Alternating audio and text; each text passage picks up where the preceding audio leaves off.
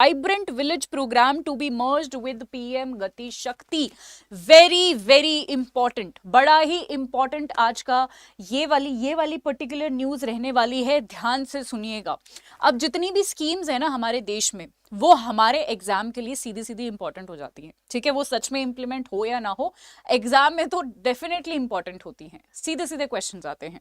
आज के हिंदू में मैं आपको कटिंग ही दिखाना चाहती हूँ। हिंदू में ये कटिंग आई हुई थी, मतलब हिंदू में ये न्यूज आई हुई थी, vibrant village plan to be merged with PM Gati Shakti. तो वाइब्रेंट विलेज प्रोग्राम मैंने आपको पढ़ाया हुआ है, पीएम गति शक्ति भी पढ़ाया हुआ है। अभी हाल ही में एक बहुत ही बड़ी अपडेट है जो कि आपके एग्जाम में बहुत ज्यादा चांसेस है पूछे जाने के, तो ध्यान से सुनिएगा, अगले 2 मिनट आपको कहीं नहीं जाना है। ये क्या कहता है कि ये मर्ज करने की बात चल रही है इन दोनों स्कीम्स को। क्यों मर्ज हो रहे हैं और मर्ज होने के बाद क्या फायदा होगा वो देख लेते हैं। चलिए, मर्ज होने से पहले आपको थोड़ा सा पता होना चाहिए, अगर मैं एक एक लाइन में बताऊं वाइब्रेंट विलेज प्रोग्राम क्या है और जी पीएम गति शक्ति क्या है। तो वाइब्रेंट विलेज प्रोग्राम हमारे जितने भी बॉर्डर एरियाज है, मैं आपको मैप के थ्रू दिखा देती हूं, अगर कोई लोग यहाँ पर कनेक्ट नहीं कर पा रहे हैं। जितने भी हमारे ये जो बॉर्डर एरियाज है ना, ये आप देख रहे हो ना, हमारा बॉर्डर लगता है, इधर हमारा बॉर्डर चाइना के साथ लगता है, इधर भी हमारा बॉर्डर जो है चाइना के साथ लगता है। बहुत सारे हमारे बॉर्डर एरियाज है, उनमें हमें कैसे डेवलपमेंट करना है, उन एरियाज को हमें कैसे डेवलप्ड रखना है, वहां के लोगों को जो है कैसे बेटर लाइवलीहुड प्रोवाइड करना है, सिक्योरिटी पर्पज से भी और अलग अलग चीजों से भी बॉर्डर एरियाज को कैसे डेवलप करना है, वाइब्रेंट विलेज प्रोग्राम के तहत हम ये मेक श्योर करते हैं, ठीक है। दूसरी तरफ पीएम गति शक्ति में हम क्या करते हैं, पीएम गति शक्ति में हम जो है अलग अलग मिनिस्ट्रीज को, 16 मिनिस्ट्रीज को एक जगह एक ही पोर्टल पर लाते हैं और ये बोलते हैं कि जी आप अपने बीच में जो है अच्छा कनेक्शन, अच्छा कम्युनिकेशन रखें, ताकि जितने भी हमारे देश में इंफ्रास्ट्रक्चर से रिलेटेड प्रोग्राम चल रहे हैं वो टाइम से हो, अच्छे से हो, और सोर्स मतलब बेसिकली इंफ्रास्ट्रक्चर को हम इंप्रूव करने की कोशिश कर रहे हैं। सारी मिनिस्ट्रीज को, जितनी भी रेलेवेंट मिनिस्ट्रीज है उनको इकट्ठा लाकर एक ही पोर्टल पे, समझ आया। सो बेसिकली यहां पर भी अच्छा वाइब्रेंट विलेज प्रोग्राम में भी हम अगर इंफ्रास्ट्रक्चर को हमने बेटर कर दिया, जो कि पीएम गति शक्ति का एक कंपोनेंट है, तो बॉर्डर, देखिए किसी भी स्टेट को या किसी भी यूनियन टेरिटरी को अगर हमने डेवलप करना है ना, जैसे जम्मू कश्मीर है, आपको पता है 370 वहां से हट गया, तो दूसरी मतलब अगर आपके दिमाग में कभी भी ये चीज आए ना कि इस स्टेट को, अगर आप मान लो कल को इलेक्शन लड़ते हो और आप सच में देश के लिए कुछ करना चाहते हो, और अगर आपको कोई एक स्टेट मिला है उसको आपको डेवलप करना है, तो किसी भी स्टेट के डेवलपमेंट में जो सबसे बड़ी चीज रोल प्ले करती है वो है वहां का इंफ्रास्ट्रक्चर और वहां की इंडस्ट्रीज। यानी इंडस्ट्रियलाइजेशन अगर होगा और इंफ्रास्ट्रक्चर बेहतर होगा तो जी हमारा जो है पूरे स्टेट का नक्शा बदल जाएगा, है ना। तो इंफ्रास्ट्रक्चर भी हमें बेटर करना है, तो इंफ्रास्ट्रक्चर को बेटर करना है, और वाइब्रेंट विलेज प्रोग्राम जो कि हम बॉर्डर एरियाज को जो हम डेवलप कर रहे हैं, पीएम गति शक्ति को भी अटैच कर दिया ताकि चीजें और बेहतर और अच्छे से। क्लियर हुआ कि इन दोनों प्रोग्राम को ही हम क्यों मर्ज करने का सोच रहे हैं, ठीक है जी। सो आपको ये आई होप समझ आ गया होगा। अब मैं एक और चीज बोल रही थी, अच्छा मैं वो आपको बताती हूँ बाद में, पहले मैं आपको यहीं पर कि एग्जैक्टली ये क्या बात है, हाँ अलग अलग करके भी हम पढ़ेंगे, दोनों स्कीम्स को अलग अलग करके भी पढ़ेंगे, ठीक है। तो यहां पर आप देख सकते हैं कि सेंटर का जो ये विलेज वाइब्रेंट विलेज प्रोग्राम है, जो कि क्या करता है कि जी जितने भी हमारे जितने भी हमारे बॉर्डर वाले एरियाज हैं उनको इंफ्रास्ट्रक्चर वाइज जो है डेवलप करना है। अब इंफ्रास्ट्रक्चर में डेवलप हो जाएगा, इंफ्रास्ट्रक्चर से आप क्या समझते हैं कि जी वहाँ के बढ़िया रोड्स होने चाहिए, बढ़िया चीज़ें वहाँ पर, रोड्स जो भी कनेक्टिविटी हमारी वहाँ के उस एरिया के साथ होनी चाहिए। अगर कनेक्टिविटी नहीं हुई, मान लो ये है, ये ना बहुत सारी चीज़ों में है, यहाँ पर मान लो, यहाँ पर ये अगर इंडिया का मैप मैं लेती हूँ तो यहाँ पर कहीं पर आपको दिल्ली दिखेगा, ठीक है, हमारी कैपिटल यहाँ पर है, ठीक है, मतलब हमारी कैपिटल मान लो यहाँ पर है, हमारी कैपिटल यहाँ पर है, और हमारा अरुणाचल प्रदेश यहाँ पर है। अब कैपिटल में बैठी है सरकार, हमारी सेंट्रल गवर्नमेंट की बात कर रही हूँ, पार्लियामेंट में यहाँ पर बैठी है, और अरुणाचल प्रदेश यहाँ पर है। कल को यहाँ पर कोई अटैक हुआ या कुछ भी हुआ, या चाइना आपको पता है कुछ ना कुछ बदतमीजी करता रहता है, कभी अरुणाचल प्रदेश में घुस जाता है, कभी अरुणाचल प्रदेश के ऐसे बोलता है कि मैं 11 जगहों के नाम बदल दूंगा, कुछ ना कुछ करता रहता है।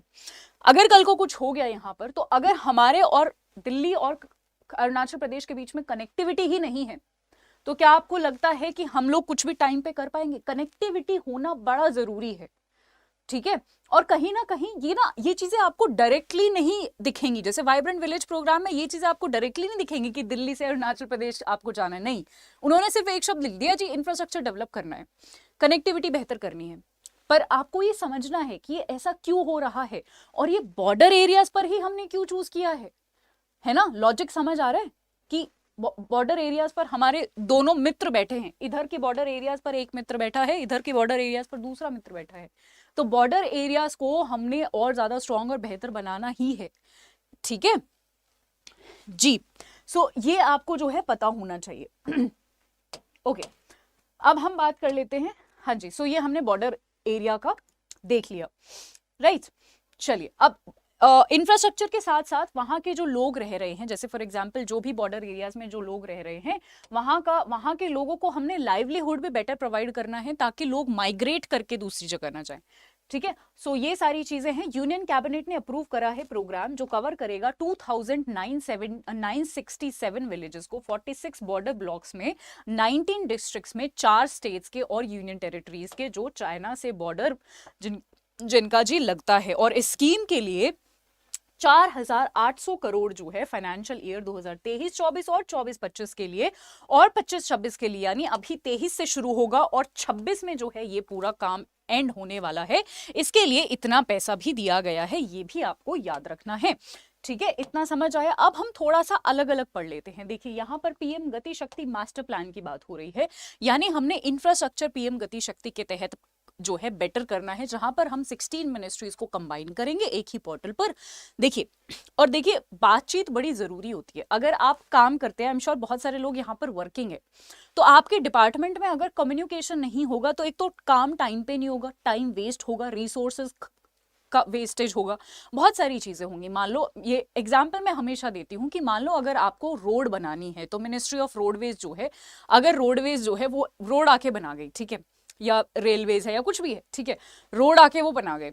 अब रोड के नीचे से कोई भी सीवर पाइपलाइन जानी है, या बहुत सारी पाइपलाइन जाती है रोड के नीचे से, पहले रोड के नीचे से हम पाइपलाइन बिछाते हैं, उसके बाद ऊपर रोड बनाते हैं, ठीक है।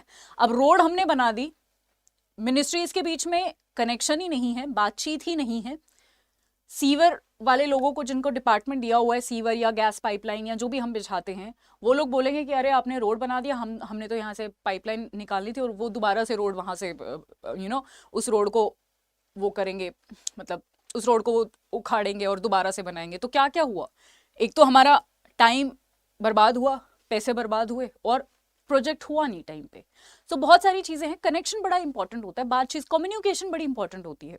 तो उसी कम्युनिकेशन के लिए ये पीएम गति शक्ति लाया गया है कि कम्युनिकेशन बेटर हो सारी मिनिस्ट्रीज के बीच में, और उससे क्या हो, इंफ्रास्ट्रक्चर बेटर हो। इंफ्रास्ट्रक्चर से मतलब क्या है कि जी बढ़िया रोड्स हो हमारे यहाँ पर, ठीक है, हमारा रेलवे बढ़िया हो, ठीक है, उसके साथ साथ हमारा इंटरनेट की सुविधा, रेन्यूएबल एनर्जी कैपेसिटी, और ये सारी चीजें जो हैं हम इंक्रीज कर सके, right.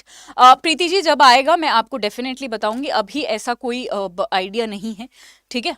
Okay, vibrant village programme में मैंने आपको बता दिया है कि ये तो एक तो सबसे पहले एक और चीज याद रखिए, ये एक vibrant village programme centrally sponsored scheme है, यानी इसमें केंद्र सरकार और राज्य सरकार दोनों मिलकर पैसा लगाने वाली है। ये 2022-23 से लेके 25-26 तक है।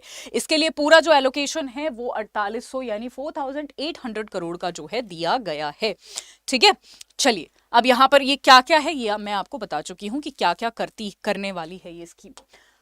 ओके देन, आई होप ये आपको पूरा समझ आ गया होगा। एक और चीज मैं यहाँ पर ऐड करना चाहती हूँ जो इस टॉपिक से थोड़ा हटके है बट इंपॉर्टेंट हो सकता है। इंपॉर्टेंट है एलएसी का मुद्दा। अक्सर स्टूडेंट्स को नहीं पता होता एलएसी क्या होता है। लाइन ऑफ एक्चुअल कंट्रोल की अगर मैं बात करूँ तो ये जो पूरा एलएसी है, वो एलएसी का जो पूरा मुद्दा है वो 3 सेक्टर्स में डिवाइडेड है। एक तो है जी अपना ईस्टर्न सेक्टर, यानी यहाँ पर हमें पता है कि चाइना से हमारा कॉन्फ्लिक्ट रहता है इस अक्साई चिन वाले एरिया में, जो चाइना ने इलीगली ऑक्यूपाई करा हुआ है, ठीक है। फिर ये जो है इसको हम इसको हम वेस्टर्न सेक्टर बोलते हैं, माफ कीजिएगा, वेस्टर्न सेक्टर बोलते हैं, जहां पर हम जो है 2000 के आसपास का बॉर्डर शेयर करते हैं चाइना के साथ।